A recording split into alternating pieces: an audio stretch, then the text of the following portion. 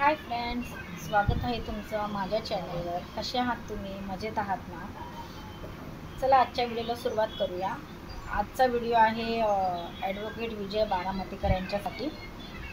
Video बनवायचं कारण असं आहे, काल त्यांनी एक व्हिडिओ टाकलेला, बहुतेक मला माहितीच नाही, ॲक्च्युली मी तो व्हिडिओच नाही बघितला, पण आज दुपारी मी शोभाताईंचा व्हिडिओ बघितला तर त्याच्यामुळे मला कळालं की असं काही झालं होतं। तर काल त्यांनी एक व्हिडिओ टाकलेला, त्याच्यामध्ये त्यांचं म्हणणं असं होतं की आता जे मनाली ॲडव्होकेट आहेत आणि जी स्मिता आहे त्यांच्यामध्ये जे पण काही चाललेलं आहे, तर त्याच्यावर आम्ही व्हिडिओ का नाही बनवला, म्हणजे मी, अनुजा, शोभा ताई, आम्ही लोकांनी व्हिडिओ का नाही बनवला स्मितासाठी,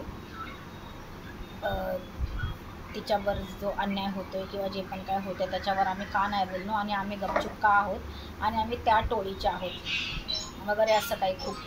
तर मला माहितीच नव्हतं, मी तो व्हिडिओ बघितलेलाच नव्हता। मी आज दुपारी शोभाताईंचा व्हिडिओ बघितला तर तेव्हा मला कळालं, तर म्हणून मला असं वाटलं की व्हिडिओ बनवावा।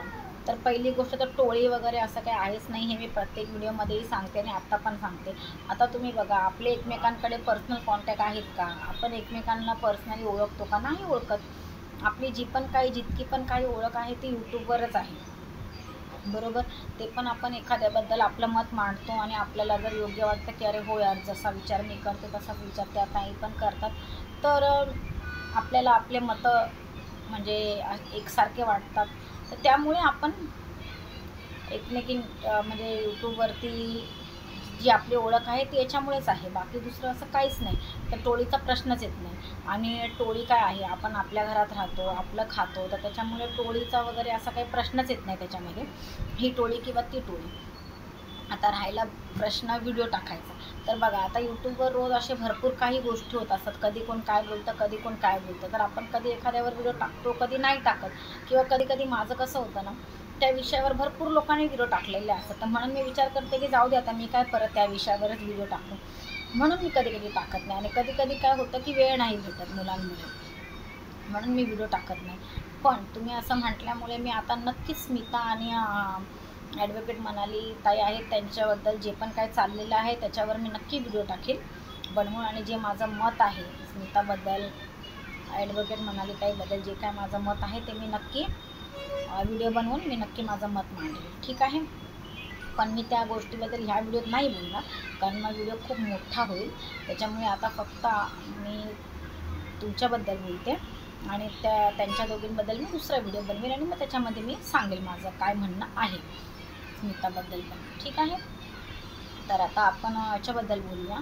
जसं तुम्ही बोलत होते की व्हिडिओ नाही बनवला त्यांच्यावर, तर जसं यूट्यूबवरती भरपूर गोष्टी रोज होत असतात, त्या पण मला नाही आवडत, भरपूर काही गोष्टी असं वाटतं त्याच्यावर बोलावं पण नाही व्हिडिओ बनवला जात। तर आता जसं की 2-4 दिवसांपूर्वी एक लाईव्ह होत होती सखी मंचवर, त्याच्यावर तुमच्याविषयी बोललं जात होतं, ठीक आहे, तुमच्याविषयी बोललं जात होतं। तर तेव्हा सखी मंचचे अध्यक्ष काय बोलले, अशा चिल्लर चॅनलला मी नाही भाव देत, असे चिल्लर चॅनल तर किती येतात, तर त्यांचं ते पण मला नाही पटलं। ते ज्या म्हटलं ना चिल्लर चॅनल, पहिली गोष्ट तर जे पण कोण नवीन असतं चॅनल ओपन करतं तर त्यांची सुरुवात ही हळूहळूच होते, आणि मला असं वाटतं की कोणाचे 10 जरी सबस्क्रायबर असले तरी आपण कोणाला असं नाही बोललं पाहिजे, कारण सुरुवातीला सगळ्यांचंच कमी असतं, हळूहळूच माणूस प्रगती करतात। त्यांचाही चॅनल एक दिवशी चिल्लर चॅनलच होता, त्यांनाही कोण नव्हतं ओळखत, बरोबर। त्यांनाही दुसऱ्यांचं नाव घेऊनच लोक ओळखायला लागले।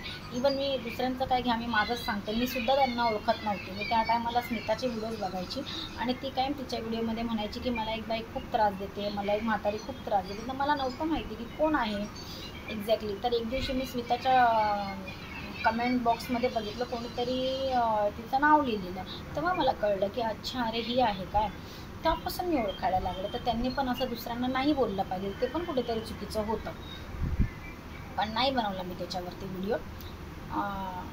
तर किंवा कधी कोण फॅमिलीला मध्ये घेतं, बाप काढतं, काय काय काढतं, तर ह्या सगळ्या गोष्टी पण खूप चुकीच्या आहेत, असं नाही केलं पाहिजे, ठीक आहे। तर आता आपण येऊया मोहिनी हजारेच्या विषयावरती आणि महंत श्री शिवलक्ष्मी आईसाहेबांबद्दल बोलूया। आता जसं त्या दिवशी त्या मोहिनी हजारेला भेटल्या, बरोबर। आता मोहिनी हजारेची काय चुके काय नाही हे सगळ्यांना माहिती आहे, आणि तुम्ही पण ती दाखवण्याचा प्रयत्न केला व्हिडिओच्या माध्यमातून, ठीक आहे.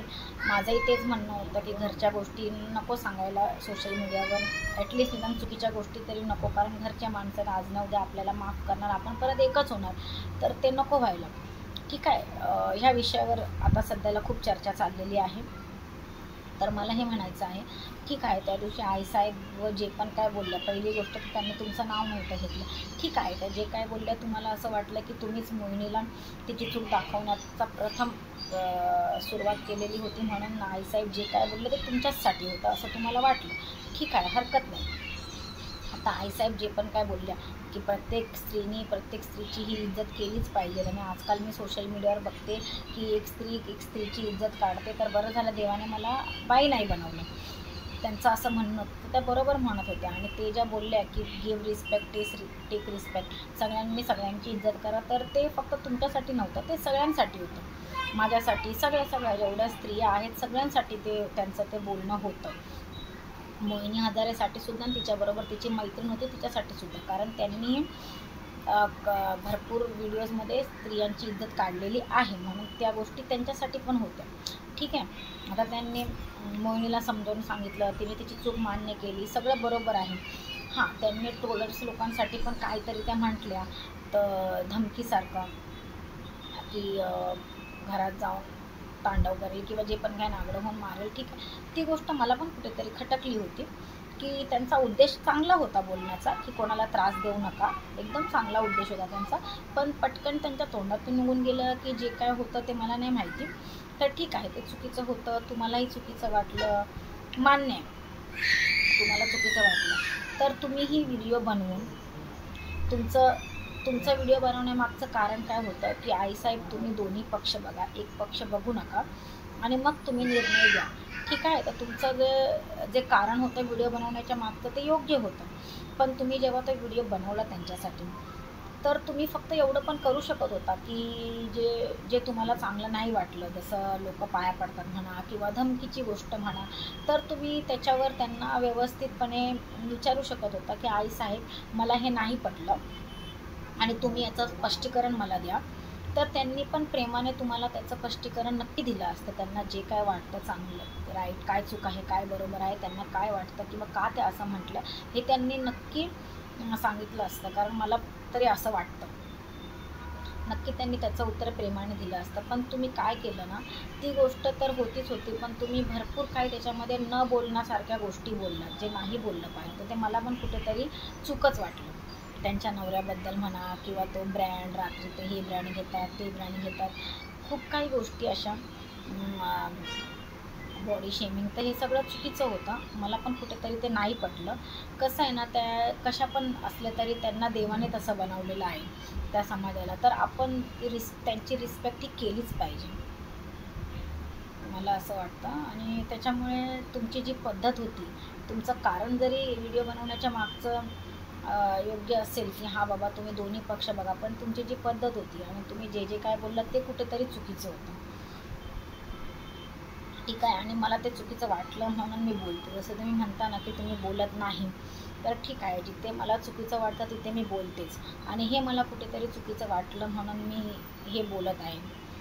तर तुम्ही पण प्लीज ते समजून घ्या, कारण तुम्हाला जे पण काही चूक वाटत होती तुम्ही व्हिडिओ बनवून त्यांना बोलले असते ना, तर नक्की तुम्हाला त्यांनी त्यांचं स्पष्टीकरण नक्की चांगल्या भाषेत नक्की दिलं असतं. जे त्यांचं व्यक्तिमत्व आहे, जे त्या करतात सगळं, तर त्यांनी नक्की तुमचा डाऊट जो होता तो क्लिअर करायचा प्रयत्न केला असता. पण तुम्ही ती गोष्ट बोलायच्या ऐवजी अजून खूप काही गोष्टी बोलल्या ज्या योग्य नव्हत्या, त्या चुकीच्या होत्या.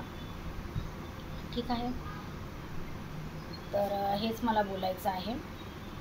आणि बाकी राहिला प्रश्न स्मिताचा आणि मनाली ताईंचा, तर त्याच्यासाठी मी दुसरा व्हिडिओ टाकील, तो व्हिडिओ तुम्ही नक्की बघा. आता तुम्ही असं म्हटला होता म्हणून मी तो व्हिडिओ टाकते, आणि मी माझं मत नक्की त्याच्यामध्ये सांगेल की मला काय वाटतं. तर ठीक आहे, तर माझा व्हिडिओ मी इथेच संपवते. धन्यवाद.